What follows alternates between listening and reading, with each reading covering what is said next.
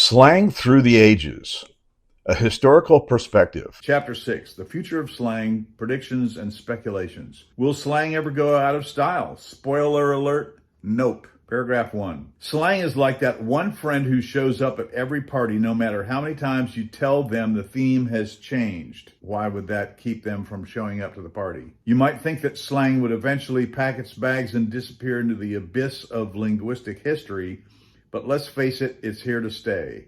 As long as humans communicate, we'll find ways to sprinkle our conversations with colorful expressions that often leave the uninitiated scratching their heads. From far out to lit, slang evolves, but it never really goes away. So take a deep breath and prepare to embrace the chaos of ever-changing vernacular. On to paragraph 2. Consider the historical evolution of slang terms. Each generation has its own unique brand of lingo, serving as a linguistic fingerprint of its time. The Roaring Twenties had flappers and their bee's knees, and I just heard the guy on the news use the phrase the bee's knees in talking about a spelling bee, while the 60s counterculture introduced us to groovy and far out. Fast forward to today, and we're all about vibe checks and stan culture. Stan, for the uninitiated, is a stalker fan. It's as if slang is a time-traveling magician always conjuring up a new phrase just when you think you've heard it all. Lunch break, I just air-fried some vegetables, roasted Brussels sprouts, and butternut squash. There's the butternut squash. And I can hear my pineapple sausage whistling in the microwave. We're asking that we keep a close eye on particularly with rosemary. Paragraph 3. Now let's dive into the delightful world of gendered slang differences. It's fascinating how men and women often create their own dialects within the broader lexicon of slang. Women might use slay to celebrate a fabulous outfit, while men might refer to the same outfit as sick. It's like watching two different teams play the same game, but with entirely different rules. I don't think this is really all that accurate. Men and women use much the same lingo. I'm just not enjoying this book. These variations not only reflect cultural attitudes, but also highlight how slang can serve as a vehicle for identity. So whether you're slaying or sick, just know you're part of the ongoing conversation, one that is as rich and varied as the people who speak it. Paragraph 4. As we ponder whether slang will ever go out of style, let's not forget the role of social media in keeping it alive and kicking. One minute you're scrolling through your feed, and the next you're hit with a barrage of new phrases that make you feel like your grandma trying to understand what yeet means. That one is rather obscure, I must say. The constant churn of content keeps slang fresh and exciting, ensuring that even the most outdated terms have a chance to make a comeback. After all, what's old is new again. Is slang the ultimate trendsetter? No, slang follows the trends. Slang is not the trendsetter. Paragraph 5. In conclusion, the answer to the question whether slang will ever go out of style is a resounding no. It's woven into the fabric of language, adapting and evolving as society changes. So the next time someone rolls their eyes at your use of on fleek, just smile and remember that they're probably using their own version of slang that will sound just as ridiculous in a few years. Embrace the ebb and flow of language and know that as long as humans have been talking, slang will keep crashing the party. That's accurate, as long as humans have been talking. Presuming Adam and Eve talked and their kids talked, I'm sure their kids were using slang in the interest of their parents not understanding what they're talking about, so they could get away with whatever they wanted to do without their parents knowing enough to stop them. Subtitle 2. The impact of social media on slang evolution. Paragraph 6 in total for the chapter. The advent of social media has turned the world of slang upside down faster than you can say LOL. Once upon a time, if you wanted to know the latest slang, you'd have to hang out with the cool kids at school or decipher the cryptic notes passed around during class. Now, with a quick scroll through Instagram or Twitter, you can find an entire thesaurus of new terms that are trending. The real question is, how did we go from groovy to lit? And why does it feel like we're all speaking a different language every week? And the answer is, with each generation and or subgeneration, they're trying to have their own identity, number one, and they're also trying to be clandestine from their parents and from their teachers and from other people knowing what they're talking about, or even that they're talking. We used to use American Sign Language so we could talk to each other during class without making any noise. Paragraph 7. One of the most amusing aspects of social media-driven slang evolution is the sheer speed at which phrases go from obscurity to ubiquity. A term can start in one obscure corner of the internet, maybe a meme or a TikTok dance challenge. And before you know it, your grandmother is dropping yeet in casual conversation. It's as if slang has become the ultimate game of telephone where each user adds their own flair, and by the end, you're left wondering whether on fleek means your eyebrows are well groomed or if you're just very excited about your new pair of socks. Paragraph 8. Of course, we can't ignore the role of gender in this wild world of slang. Social media platforms provide a stage for different groups to showcase their unique vernaculars. You might notice that while some phrases gain traction in male-dominated gaming communities, others blossom in the floral paradise of influencer culture. This leads to a delightful mismatch of language where slay and boss babe coexist with savage and bruh. It's like a linguistic potluck where everyone brings their favorite dish and you end up with a buffet of conflicting tastes that somehow manages to please everyone. Paragraph 9. Let's not forget the occasional cringe factor that comes with this rapid evolution. Take finesse, for instance. It went from being a smooth way to achieve something to being turned into a meme about sneaking snacks into the movie theater. Social media users have an uncanny ability to take a perfectly respectable word and twist it until it resembles a pretzel. It's like watching your favorite childhood toy being used in a bizarre TikTok challenge. Sure, it's entertaining, but you can't help but feel a bit nostalgic for the days when cool simply meant cool and not cool beans or coolio. Paragraph 10. In the end, social media is both the villain and the hero of slang evolution. It democratizes language, allowing anyone with a smartphone and a sense of humor to contribute to the ever-evolving lexicon.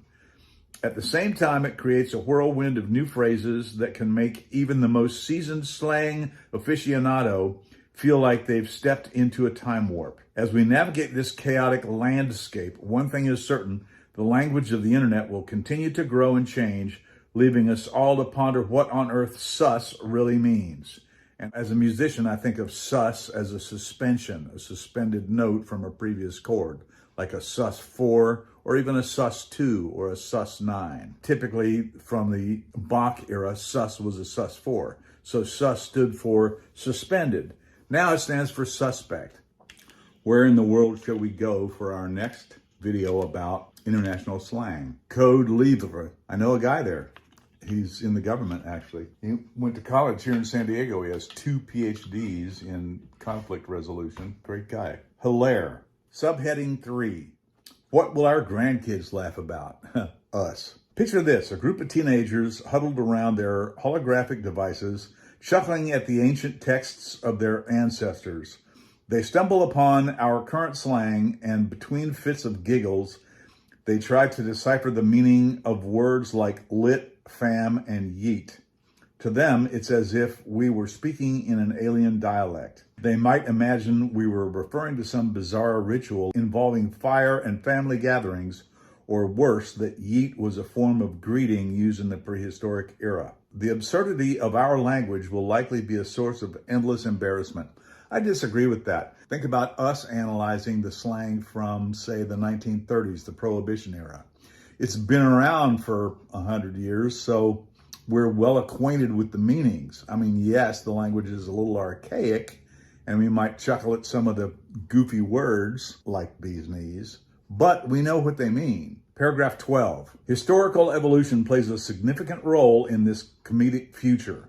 Just as we laugh at the slang of the 1920s, who wouldn't chuckle at the notion of the bee's knees or cat's pajamas? Next-gen kids will undoubtedly find the lexicon of the early 21st century to be a treasure trove of hilarity. They'll marvel at how we used words like bail to mean leaving a situation, rather than our ancestors' more literal interpretation of escaping from prison. The irony of using ghosting to describe someone vanishing from a conversation will likely leave them in stitches, picturing actual ghosts. Gendered differences in slang will also provide rich material for their laughter. Imagine a future where slay is understood universally, but girl boss is seen as an archaic term for women in leadership. Our grandkids may find it hilarious that we felt the need to gender our slang so distinctly. They'll laugh at how we used man up to encourage bravery, while the equivalent phrase for women was likely something entirely different, possibly involving a reference to a tea party. The thought of our efforts to empower versus the banter of a future generation will be a comedic cultural clash to behold. Paragraph 14. Moreover, the societal norms surrounding language will also tickle their funny bones. They'll wonder why we insisted on using adulting as if it were a verb worthy of celebration. To them, it might seem ridiculous that we needed a term to describe the mundane acts of life, like paying bills and grocery shopping, actions that are as intrinsic to existence as breathing. They'll likely have their own versions of adulting, which will be equally absurd, and they'll revel in the irony of how seriously we took our own linguistic inventions. Paragraph 15. In the end, our grandkids will look back at our slang with a sense of nostalgia and amusement. They'll see it as a snapshot of a time when we were trying to navigate the complexities of life using a language that often felt like a game of charades. As they laugh about our quirky expressions in gendered terms, they'll be reminded of their own linguistic evolution, wondering what they'll be saying in a few decades that will leave their own descendants rolling their eyes and giggling at the absurdity of it all. Slang for all ages, bridging generations. And I'm basically just reading this to myself. I wouldn't be reading this if I wasn't making a video. Paragraph 1. Teaching grandma to text can feel like preparing for an expedition into uncharted territory. Imagine her face as you introduce her to the world of acronyms and abbreviations. While she's still trying to figure out how to turn on her phone without accidentally launching a game of Candy Crush, you're ready to dive into the wild rides of slang. First up, let's tackle the classics: LOL, BRB, and OMG. These gems are like the secret handshake of texting. Just make sure she doesn't respond to LOL with lots of love, unless she's aiming to confuse her friends. Paragraph 2. Next, we have the ever-expanding universe of acronyms that seem to multiply faster than rabbits. Enter the realm of FOMO, fear of missing out, and YOLO, you only live once. You'll need to help her navigate these waters, lest she mistakenly thinks FOMO means finding out my oxygen. What? Imagine her sending a text to her book club saying, "Ladies, I have FOMO about the new release," while they all scratch their heads, wondering if they should send her an oxygen mask or just a good book recommendation. Paragraph 3. Then we have the trendy phrases that are constantly evolving, creating a whirlwind that even the most tech-savvy might struggle keeping up with. What was on fleek yesterday is now lit, and who knows what it'll be next week. Grandma might just be feeling gassed after a particularly spirited discussion about the latest Netflix series, not realizing that she's unintentionally mixed up her slang. You'll have to keep a cheat sheet handy, reminding her that lit doesn't just refer to a well-lit room, and savage is more than just her favorite aunt's cooking. What? When it comes to gendered slang differences, things get even trickier. Teach grandma that while basic can describe a popular lifestyle choice, it's not a compliment, especially when the subject is her third pair of Ugg boots this season. You might find her texting her friends about how basic the new cafe is, only to have them roast her for her chic choices. You'll need to step in with a gentle nudge, reminding her that not all slang is created equal, and some terms are as loaded as a burrito from that trendy taco truck. Basic, I mean, whatever, calling something basic is the same today as it was yesterday. Paragraph 5. Finally, as you both navigate this linguistic jungle, don't forget the importance of humor. A text from grandma saying, "I'm feeling all sorts of lit tonight," can spark a delightful mix of laughter and confusion. After all, teaching her to text isn't just about words, it's about creating bonds through shared giggles and the occasional facepalm. In the end, you'll both emerge victorious, armed with a newfound understanding of slang. I do not like the way this is written. I mean, it's just stupid. Subheading 2, Kids These Days, Understanding the New Kids Slang. Paragraph 6, kids these days are speaking a language that seems to have sprung from a parallel universe where every word is either a meme or a mystery. You might hear them refer to something as lit when in your day it meant something was on fire. But fear not, this isn't a secret society. It's just the latest iteration of slang that has evolved faster than any of us can keep up with. If you're trying to decipher whether your kid is excited or just really hungry, you might want to brush up on the new kids slang before you accidentally agree to something ridiculous like a TikTok dance challenge. This is just absolutely stupid. If the kid is actually hungry, he needs to speak your language if you're the keeper of the food. The evolution of kids slang is like watching a game of telephone, but instead of passing along a message, they're swapping out words for something that sounds cooler. For instance, salty, which once described a flavor, still does, has now transformed into a descriptor for someone who's a bit cranky or jealous. We thought someone who, for example, played a musical instrument really well would be described as salty, meaning they sound great, they have experience. You might want to check if they recently lost at Fortnite or if they just found out that pizza is off the menu for the night. It's a linguistic roller coaster that keeps parents on their toes and more likely scratching their heads in confusion. Gendered slang differences have also taken a turn into uncharted territory. In the past, boys might have called each other dude or bro, while girls leaned toward girl or babe.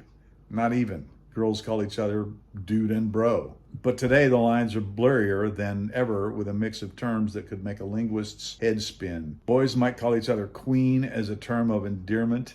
What? While girls might throw around fam like they're part of a secret club. I think it's probably the opposite. Girls might call each other queen as a term of endearment. Black guys throw around fam like they're part of not even a secret club. They're part of the fam. It's a delightful mashup that reflects a more inclusive mindset, but it also leaves parents wondering if their children are referring to their friends or trying to be funny. In the realm of slang, abbreviations are now poetry. Kids have taken brevity to a whole new level using acronyms like LOL, BRB, and FOMO in everyday conversation. Yeah, every day 20 years ago. I do not like this book, so I need to rewrite it. That's why I did it. It's as if they've decided that full sentences are so last century. Well, that's been the case for a long time. When your child says that they have FOMO about missing a party, it might be helpful to know that they're not talking about a fear of missing out on a lecture.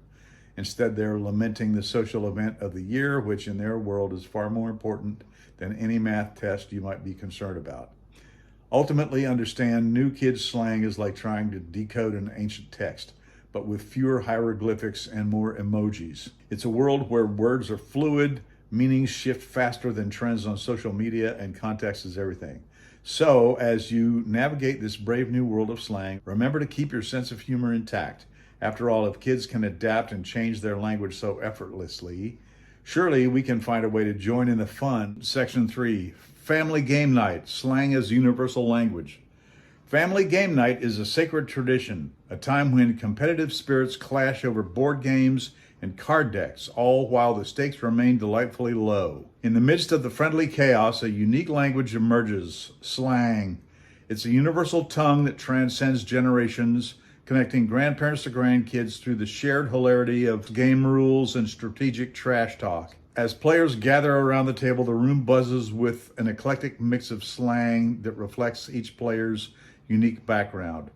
The older generation might toss around phrases like groovy or far out, while the younger crowd throws in some savage or fire. The result? A lexicon that sounds like a linguistic blender malfunction. It's a beautiful mess where that's a total bummer meets dope move, creating a rich tapestry of meanings that leaves everyone laughing, even if no one has a clue what the other is saying. I really need to rewrite this. This is horrible. I tried to overlook it for the first 5-6 chapters. Now I'm in chapter 7 and it's horrible. So next paragraph. The beauty of slang on Family Game Night is its ability to evolve in real time. As the game heats up, so does the slang. Suddenly, words take on new meanings. Cheating becomes creative strategy, and loser transforms into the one who needs more practice. This fluidity mirrors the historical evolution of slang itself, reminding us that language is not static, but a living, breathing entity. Just like that awkward moment when Uncle Bob tries to explain what sus means, while the rest of the family nods politely, knowing full well he's never even played Among Us. Anyway, next paragraph. Gendered slang differences also come into play during these lively gatherings. The boys might huddle together, tossing around terms like beast mode or noob, that's newbie, while the girls form their own circle, giggling and using phrases that might sound like a different dialect altogether. Yes, queen!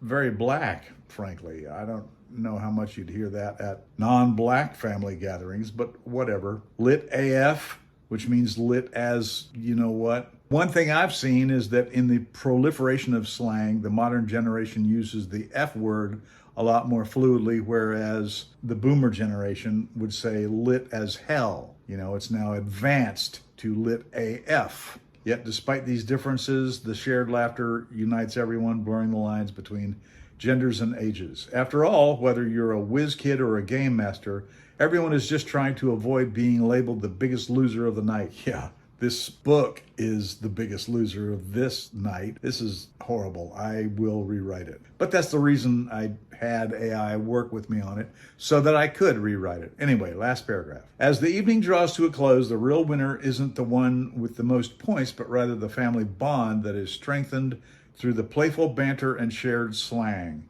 Each game night becomes a treasure trove of inside jokes and quirky phrases that will inevitably resurface at future gatherings. So as you pack away the games and reminisce about the night's best moments, remember that in the world of family game night, slang is more than just words. It's the very glue that holds these hilarious memories together, ensuring that laughter transcends any generational divide. And that's the point of this subheading, Family Game Night. The point of it in the context of this book, Development of Slang, Evolution of Slang, is that multiple generations would be communicating together using whatever vernacular they're going to use.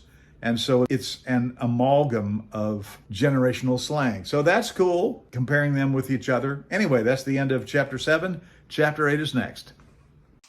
Okay, let's mow through Chapter 8, shall we? Slang Through the Ages, A Historical Perspective is the name of this book that I'm writing with the assistance of Word Genie. And I must say, I'm going to rewrite it pretty severely. I don't really like what it's done. But the way for me to get through it is to read it to you to give me a reason to read it, right? Chapter 8, The Slang Hall of Fame, celebrating the classics, iconic slang phrases that stood the test of time. If you think slang is just a passing fad, think again. Some phrases have stuck around longer than your Aunt Mildred's fruitcake. Take cool, for example. This term has transcended generations, showing up in the 50s when teenagers wanted to sound hip to now, when it's used to describe everything from your new pair of sneakers to the weather in Antarctica. Cool has become the ultimate compliment, proving that even in the world of slang, it's all about the vibe, and boy, does it have staying power. That's true. Then there's bad, which flipped the script on its head. In the 80s, while most people were trying to avoid bad behavior, Michael Jackson was telling us that being bad was actually good. This inversion of meaning is one of the reasons slang is so much fun. It keeps everyone on their toes. It's like a linguistic game of Twister where you have to stretch your brain and your understanding of the world. Who knew being bad could make you the coolest kid in town? Just don't try to explain that to your parents. They might still think you're hanging out with a rough crowd. Let's not forget groovy, which has become groovin', or killin'. You're killing it. Let's not forget groovy, a word that embodies the spirit of the 60s and 70s. 50s and 60s maybe, not 70s. It's a term that conjures images of tie-dye shirts, peace signs, and questionable hair choices. Mullets come to mind. While it may have fallen out of regular use, speaking of hair, groovy occasionally makes a comeback at retro-themed parties, much to the delight of those who remember when it was all the rage.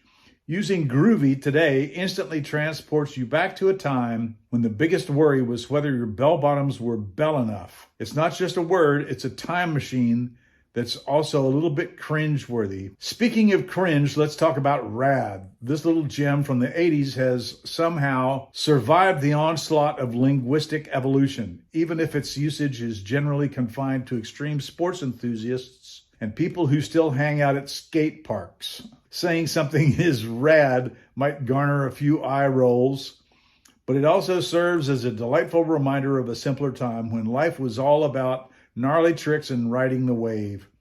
Whether or not it leaves you feeling nostalgic, it's a testament to how slang evolves, but can still hang 10 on the edge of relevance. Lastly, we cannot overlook lit. God, man, how many times can this bring up lit? I mean, is lit the catch-all, be-all, end-all slang phrase of 2025? Cool, I think, would be more like what that is. I mean, rad has kind of faded. Whatever. Last, we cannot overlook lit, which has taken today's youth by storm. It's a word that can mean a party is off the charts or that your latest TikTok video is fire. Lit is the darling of modern slang, and its appeal is universal. Everyone loves a good time. As language evolves and new generations make their mark, lit serves as a bridge connecting the past and present. It's the ultimate slang comeback story, proving that while some phrases may fade into obscurity, others can light up the conversation for years to come. Section 2, the most ridiculous slang terms ever created. In the vast landscape of language, slang serves as the rebellious child that refuses to conform to the rules of grammar. Over the years, we've seen some truly ridiculous slang terms emerge, terms that make you wonder if the people who coined them were under the influence of something a little stronger than caffeine. Take gobbledygook, for instance. This term, coined in the 1940s, describes language that is meaningless or hard to understand. It sounds like a turkey trying to speak English, and really, it's just as confusing. Who decided that a language about language should sound like a poultry farm was having a stroke? Gobbledygook. That's pretty silly. Well, the 1940s was a time when we were at war with Germany and Japan and all over the place, and their languages sounded like gobbledygook. And I hear it said that that's also where we got all the songs that used goofy lyrics like that, because foreign languages were becoming something that Americans heard a lot. So, next paragraph. Then there's bougie, a term that originated from the French word for a middle-class person. Yeah, that the communists used to use. The bourgeois. In the hands of millennials, it morphed into a way to describe someone who tries too hard to be fancy. Imagine someone ordering avocado toast and sipping overpriced cold brew while wearing a beret, all the while thinking they've hit the Parisian jackpot. The term itself is ridiculous, but the image it conjures up is even more absurd. The irony, of course, is that the very act of calling someone bougie has become its own form of judgment, making us all a little bougie in our own right. Next paragraph. Let's not forget lit. How can we? You bring it up every other sentence. Lit, a term that has evolved from simply meaning illuminated to a full-on celebration of anything remotely exciting. It's as if someone decided that life needed a little more zest, so they dubbed every good party, concert, or even a well-cooked meal as lit. I mean, there are so many slang words. They haven't even brought up faded for, we call a fade a certain haircut where, the depth of hair fades from short to longer. And then also getting faded. Now, if you're not careful, you might find yourself at a corporate meeting where someone insists that the quarterly earnings report is lit, and you'll struggle to suppress a snicker. It's a term that's taken over the lexicon, apparently, leaving the rest of us wondering when it became acceptable to equate financial reports with a music festival. Next paragraph. The gendered nuances of slang are just as entertaining, particularly the term girl boss, also one that I don't hear much. While intended to empower women, it often sounds like a high school cheerleading squad trying to rally support for their bake sale. You can almost envision a group of women in power suits shouting, "You go, girl," while simultaneously plotting the downfall of the patriarchy with a side of cupcakes. The ridiculousness lies not just in the term itself, but in the sheer earnestness with which it's often delivered. It's a juxtaposition of power and playfulness that leaves you chuckling at the absurdity of trying to merge boardroom tactics with cheerleading chants. Lastly, we must mention yeet, a term that has no business existing in any serious conversation. This strange word has become a catch-all exclamation for anything from throwing something with enthusiasm to expressing excitement. It's as if someone tossed a bunch of letters into a blender and hit puree. Why don't we just use the word puree? Imagine a group of friends trying to have a deep discussion about the existential nature of life, only to have one of them suddenly proclaim yeet in the middle of a poignant moment. It's a testament to how utterly ridiculous slang can be, and perhaps that's why we love it. It reflects the chaotic, ever-evolving nature of language and reminds us that sometimes the most absurd terms can bring us the most joy.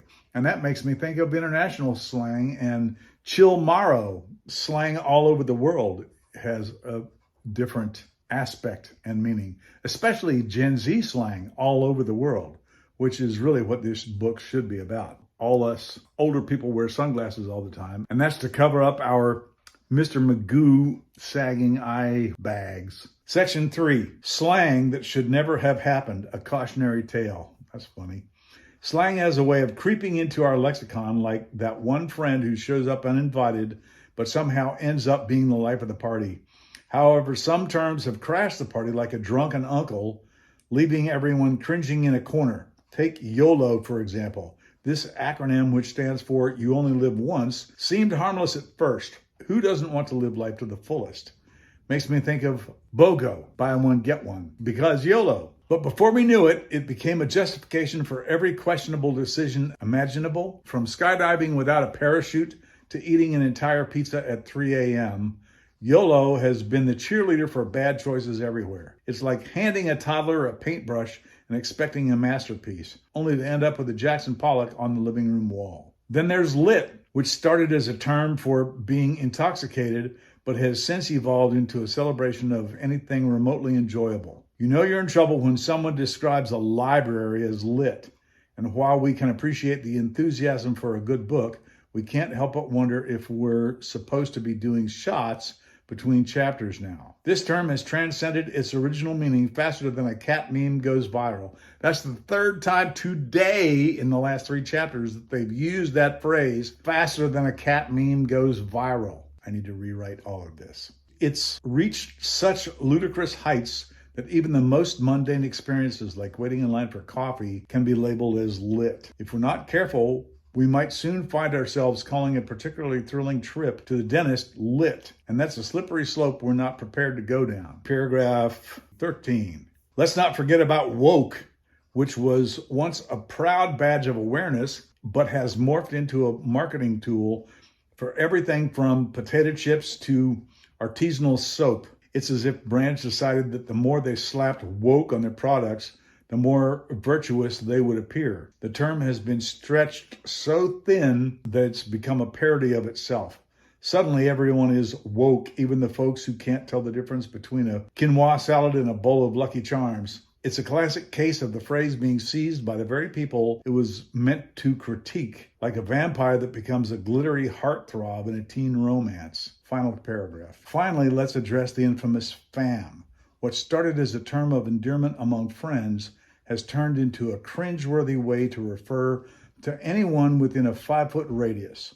Walk into a coffee shop and you're likely to hear someone greet the barista as fam while simultaneously trying to be cool.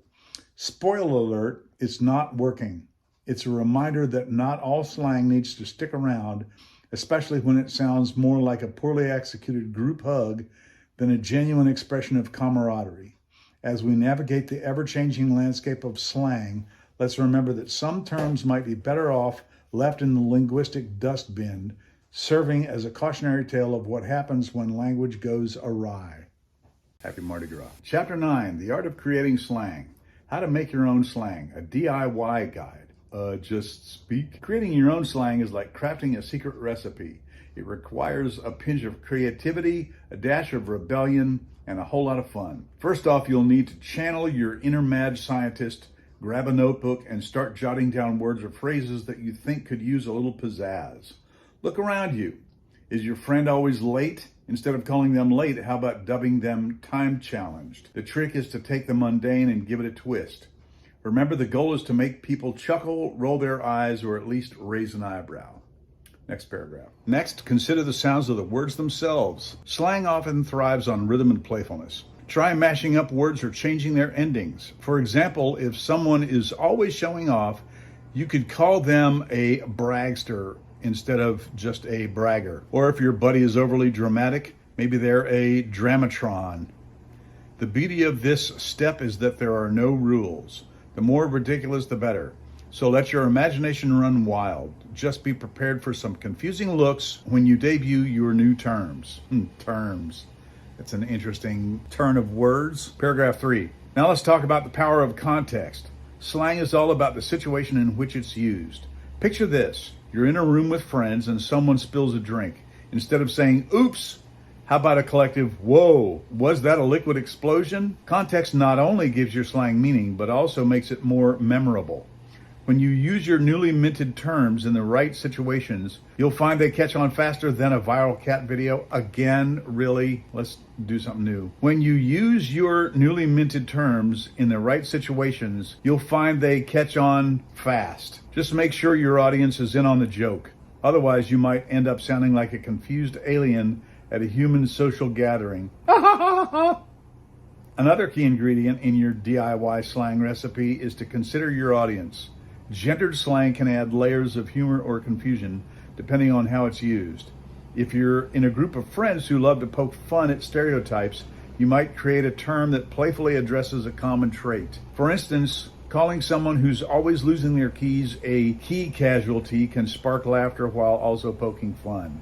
Just tread lightly. The goal is to bring people together with a good laugh, not to offend or alienate anyone. Man, AI could really use some help with its quote-unquote sense of humor. Finally, don't forget the importance of repetition. Use your slang regularly and encourage your friends to do the same. The more you say it, the more natural it will feel, and soon enough, you'll find everyone tossing around your creations like they're the hottest new trend. Just remember, as with all great things, not every term will stick.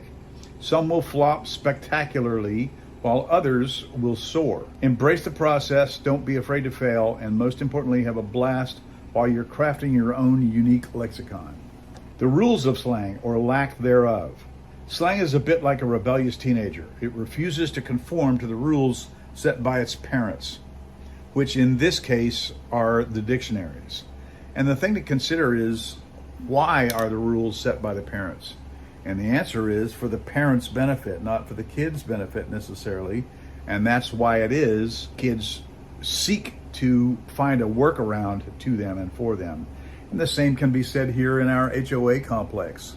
You know, the rules that are set, so everyone kind of has a fairness, I guess, of whatever.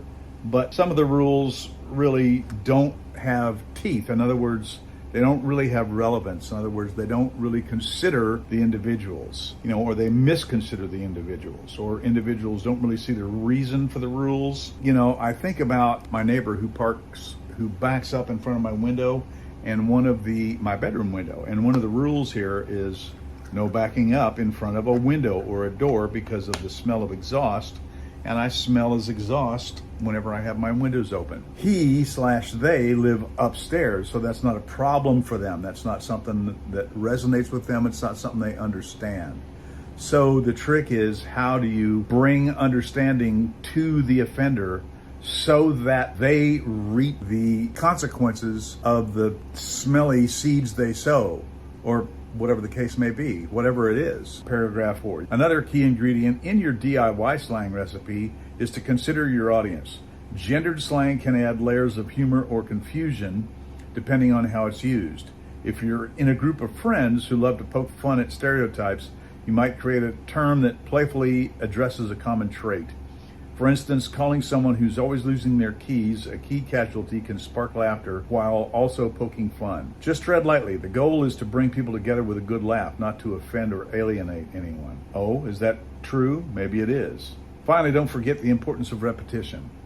Use your new slang regularly and encourage your friends to do the same. The more you say it, the more natural it will feel, and soon enough, you'll find everyone tossing around your creations like they're the hottest new trend. Just remember, as with all great things, not every term will stick. Some will flop spectacularly while others will soar.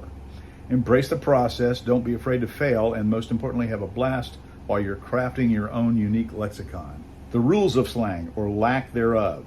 Slang is a bit like a rebellious teenager. It refuses to conform to the rules set by its parents, which in this case are the dictionaries. While the Oxford English Dictionary might have its own set of guidelines, slang simply rolls its eyes and breaks every one of them. You see, the rules of slang are more like suggestions from a well-meaning aunt who always seems to get her facts wrong. One day a word might mean something completely harmless, and the next it's being used to describe a viral dance move that makes you look like a malfunctioning robot. So if you're trying to pin down the rules of slang, good luck. It's like trying to catch smoke with your bare hands. Next paragraph. Let's not kid ourselves. Trying to keep up with slang is exhausting. 1 minute you're cool because you know what lit means, and the next the kids are throwing around bet like it's a hot potato. And just when you think you've mastered the art of being with it, someone rolls their eyes at your attempt to use on fleek in conversation. They change quicker than a cat in a room full of rocking chairs. The rules, they change quickly. Slang evolves faster than a bad haircut grows out. And the only certainty is that your grandma will never understand why cap means to lie. Slang evolves fast. And the only certainty is that older people will never understand why that's not true. You just need to learn the meaning of the new meaning of the new slang. I mean, it's just a matter of knowing, and either you know or you don't know. And once you know, then you know. Now let's dive into the historical evolution of slang terms. Throughout the ages, slang has embraced its role as the linguistic trickster, morphing from the Elizabethan zany to the modern extra. It's like watching a chameleon at a paint factory. Back in the day, slang was often a badge of honor among specific groups, whether it was sailors, criminal, or hipsters on their fixies. Each generation took the existing slang, sprinkled in some creativity, and called it a day. The result? A delightful potpourri of words that often sound like they were created during a group brainstorming session after too much caffeine. One thing's for sure, words are made up by somebody. Of course, we can't ignore the nuances of gender when it comes to slang. Men and women have their own unique dialects, often leading to some amusing misunderstandings. For instance, a man might call something bad, meaning it's good, while a woman might use bad to describe her ex who stole all of her hoodies. Gendered slang differences can be as vast as the Grand Canyon or as subtle as that one friend who insists on pronouncing gift with a hard G. It's no wonder that when men and women try to communicate using slang, it can feel like they're speaking different languages, both convinced they're using the same dictionary. Final paragraph. In conclusion, the rules of slang are as slippery as a bar of soap in a shower. They encourage creativity, foster community, and sometimes lead to a delightful mess of misunderstandings. As slang continues to evolve, it will keep us on our toes, challenging us to adapt and embrace the chaos. After all, if there's one thing we can agree on, it's that language should be fun. So the next time you hear someone using a term that makes you scratch your head, just remember it's probably just slang doing its thing, breaking the rules and having a good laugh while we all try to keep up. I don't know about the fun factor. I think language needs to communicate. And the reason for slang is because language needs to be shorter and more concise and take less time to use. And that's the real reason why slang evolves. I mean, yeah, it's fun, but the main issue is that it's unique to each generation, and hopefully the parents don't understand it. So in fact, when kids teach their parents what it means, they are kind of transgressors, enemies of the generation. Final section of, what is this, chapter 9, yes. Get ready to start a trend, the next big thing in slang. Paragraph 11. Get ready to dust off your linguistic time capsules because we're about to embark on a wild ride through the ever-changing landscape of slang. You might think you've heard it all, but just wait until you hear the next generation of terms that'll have you scratching your head, laughing, or both. From the days when groovy was the epitome of cool to today's digital shorthand, there you go, that's what it is, it's shorthand. It's often more baffling than a crossword puzzle. Slang evolves fast, not faster than a cat meme goes viral for the gazillionth time. AI kind of, from my prompting, AI wrote this, and I would deem this a fail, frankly. I don't want to publish this. It kind of sucks. It's kind of lame. It's kind of... Let's talk about the new contenders for the title of Next Big Thing in Slang. Picture this, a bunch of teenagers huddled together, tossing around words like lit and vibe check as if they're the sacred texts of a new religion. And while you might be tempted to roll your eyes, remember that once upon a time, bad meant good. But hey, if it gets a laugh, why not? That is the goal of most teenagers, is to make their friends laugh. Now, let's not forget the historical evolution of slang terms. It's a fascinating journey that shows us how language morphs over time, much like our hairstyles through the decades. You may think cool, spelled K-E-W-L, is a modern invention, but it's a descendant of the cool craze of the 1950s, spelled C-O-O-L, which itself was a rebellion against the swell of 1920s. Wow, that's just swell. Each generation adds its own flavor, like a culinary mashup that somehow manages to taste both delicious and questionable at the same time. And speaking of evolution, let's take a moment to discuss the fascinating world of gendered slang differences. It's a territory where the words we use often reveal more about societal terms than we'd like to admit. For instance, while boss might signal empowerment in one context, it could also be a backhanded compliment in another, depending on who's saying it and to whom and how. The nuances can get as complicated as trying to explain why chill means both relaxing and being cool at the same time. In fact, well, chill is really the next level of cool. I mean, it's descended from cool. As we navigate these linguistic minefields, we must keep our wits about us lest we accidentally offend someone while trying to be trendy. So as we prepare ourselves to start the next big trend in slang, let's embrace the chaos and laughter that come with it. Who knows, maybe flossing will one day mean something entirely different than just a dental hygiene routine, and we'll all casually drop it into conversations without batting an eye. I think it already does. Just remember that while slang may evolve, its power to connect us through humor and shared experiences remains timeless. So grab your phones, get ready to hashtag your life, and let's see what the next wave of slang will bring, preferably something that doesn't require a PhD to decipher. No, that's just the point. It doesn't require a PhD to decipher. In fact, if you have a PhD, you probably won't be able to decipher it, because people with PhDs, generally speaking, have been to school and speak textbook language.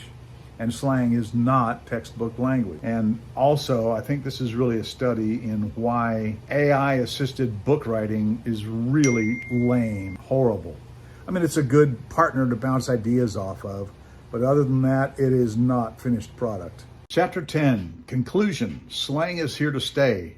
Duh. That's like saying language evolution and evolution in general are here to stay. Embracing change, why we should love slang. Embracing change is the spice of life, and when it comes to language, nothing adds more flavor than slang.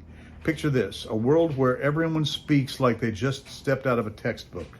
Yawn, right? Not necessarily. I mean, you know, it's good to understand what the heck people are saying, but slang will be in future textbooks. I mean, you know, today's slang will be in future textbooks. What slang does is abbreviates language and makes language more concise, actually. Slang is the rebellious teenager of language, flipping the bird to the stuffy rules of grammar while sporting a hoodie and earbuds. It's the cool kid at the lunch table making language fun and relatable, as long as it's not the bully at the lunch table. Whether you're lit or on fleek, slang keeps our conversations fresh and our vocabularies vibrant. So let's throw on our favorite sneakers and embrace this ever-evolving lexicon with open arms. Slang evolves fast. This constant evolution is a linguistic playground where creativity reigns supreme. It's like watching a game of linguistic dodgeball, where words dodge the old-fashioned norms and come up with new, snappy ways to express what we're feeling. And the only reason I'm making this thing is because it gets me to read what AI has written from my prompts, and I'm finding it to be lame, no likey. This needs to be completely rewritten. Remember when dope was something you didn't want to be? Yeah, stupid. Now it's a compliment that could make a grandma blush. It's like bad being good. Dope is smart, not. As slang adapts to culture, technology, and let's be honest, whatever the latest TikTok trend is, it connects us across generations, making language a living, breathing entity that thrives on change. It makes me think of the movie, like 2006 or 7, Idiocracy, and Terry Crews was the president of the United States, and his presidential greeting was Idiocracy. Let's not forget that slang is a gendered beast too. It has a quirky way of reflecting societal norms and differences, sometimes in the most amusing ways. And speaking of textbook language, this is written in textbook language. The friendly banter in this realm serves as a reminder that language is a reflection of our identities, and nothing says I'm fabulous quite like well-timed slang. As we dive deeper into the history of slang, it's fascinating to see how these terms have weathered the storms of time. From the dapper bee's knees of the 1920s to the YOLO phenomenon that made us question our life choices, slang has always had a knack for capturing the essence of its era. It's like a time capsule of our collective consciousness, showing what mattered to us, what made us laugh, and what we thought was totally gnarly. Each slang term is a snapshot of a moment, a cultural artifact that tells the story of our society's evolution. So when you hear someone drop a phrase that sounds like it came from another planet, just smile and appreciate the history behind it. Now there's something to think about. Mars slang, moon slang, when we finally populate the moon and then Mars. Are we going to skip the moon and go straight to Mars? I hope not. Paragraph 5. Finally, embracing slang is about celebrating our differences while finding common ground. The playful nature of slang creates a bond among people, whether they're huddled around a campfire along the river because they're homeless or scrolling through social media. It's a universal language of laughter, a way to express ourselves without the constraints of formal language. So let's raise a glass to slang, the linguistic rebel that refuses to be boxed in. The next time you hear a new term, don't roll your eyes. Chances are it's just a reminder that language is alive, kicking, and ready for the next big change. After all, if we can't laugh at ourselves and our ever-evolving language, what's the point? The final word, keep it real, keep it slang. In the grand circus of language, slang is the flamboyant clown that throws pies in the face of convention, leaving behind a trail of bewildered grammarians clutching their pearls. Talk about textbook language. Slang doesn't just walk, it moonwalks through the decades, mutating and adapting to fit the whims of culture. From the jazzed-up jive of the roaring 20s to the tech-tastic terms of the digital age, slang is the linguistic equivalent of a chameleon at a paint party. If you want to keep it real, you'd better be ready to roll with the punches and embrace the chaos. And yet, this whole book is written with textbook language. I mean, it sounds very formal. Now let's talk about the historical evolution of slang terms. Picture this. 100 years ago, your great-great-grandparents were probably using terms that would baffle you today. They might even have called something a bed bug for being a worthless freeloader or describing a cool car as the cat's pajamas. Fast forward to today, and we're throwing around phrases like lit and on fleek and charge your car, find a charger for your Tesla, which would have left a Victorian fainting in their corset. The beauty of slang lies in its ability to capture the spirit of the times, a snapshot of what's hot and what's not. It's like a time capsule filled with linguistic treasures, and every generation adds its own unique flair. Gendered slang differences add another layer to this already tangled web. They keep bringing that up. A woman might use sick to talk about a new lipstick shade. That's really old slang. Gucci is Gen Z for that. It's like the language police just decided to throw a party and forgot to send out the invites, the invitations. Men and women often inhabit different linguistic worlds, with each gender carving out its own territory in the slang landscape. So if you're looking to keep it real, just remember, what's fly for one might be cringe for another. Then there's the beauty of slang as its abbreviation evolves. The art of abbreviation is like a secret code that only the coolest kids in class know. Who has time to say, I'm going to the grocery store, when you can just text G to G? This evolution is not just about saving breath, it's about creating a linguistic shorthand that bonds groups together. Now that I completely agree with. Slang evolves into a kind of secret handshake for those in the know, making the outside world feel like a stiff old librarian shushing you while you're trying to have fun. If you want to keep it real, embrace these abbreviations. In the end, the final word on slang is all about authenticity. Keep it real, keep it slang. Whether you're using it to connect with friends, express yourself, or simply to sound like the coolest cat on the block, remember that slang is a living, breathing entity. It's a reflection of who we are, where we've been, and where we're going. Go ahead, sprinkle some slang into your conversations, but do it with a wink and a nod. After all, slang is meant to be fun. And slang is the life of the party. So keep it real, keep it fresh, and always be ready to ride the wild wave of words that is slang. Last section. Call to action. Go forth and slang. In the grand tapestry of language, slang is the vibrant thread that adds color and pizzazz, transforming dull conversations into lively exchanges. Picture it as the mischievous little sibling of formal speech, always ready to jump out and surprise you with a cheeky wink. Now, as we stand at the precipice of this linguistic adventure, it's time for you to embrace your inner slangster and let those words fly. So grab your favorite slang dictionary or just your smartphone and prepare to dive headfirst into the exhilarating world of slang.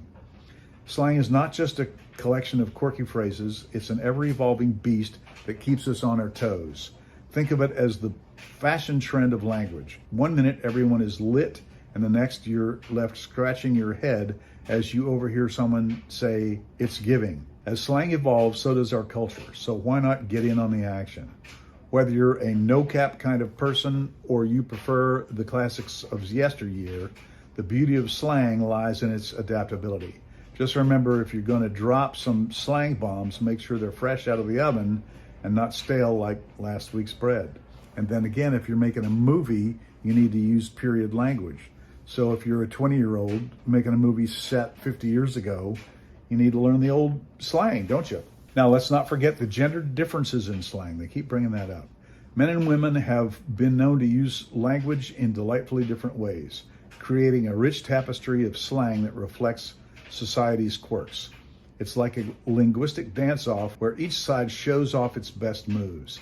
Ladies might sprinkle in a little yas queen, while gents throw down with bro, and somehow it all blends into a fabulous linguistic stew. So whether you're a dude or a gal, babe is more like it, there's a whole world of slang waiting for you to explore. Just be careful not to cross those verbal streams until you want a confused audience at your next gathering. As you venture forth into the realm of slang, remember that this journey is best taken with a sense of humor. Slang is meant to be fun, a playful jab at the seriousness of life, so don't be afraid to experiment. I think AI is completely missing it here. You know, maybe my prompts helped it to miss it, but I just don't like what has transpired here.